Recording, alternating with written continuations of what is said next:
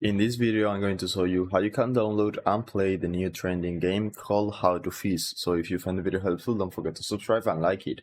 Firstly, you need to open Steam. If you don't have it yet, you can download it for free in just 30 seconds. And then search for How to Feast right here. Then click it.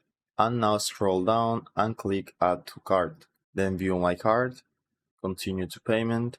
And now just choose between the different payment methods you can use. You can use PayPal, you can use your credit card, you can even use your Steam wallet balance in case you have any.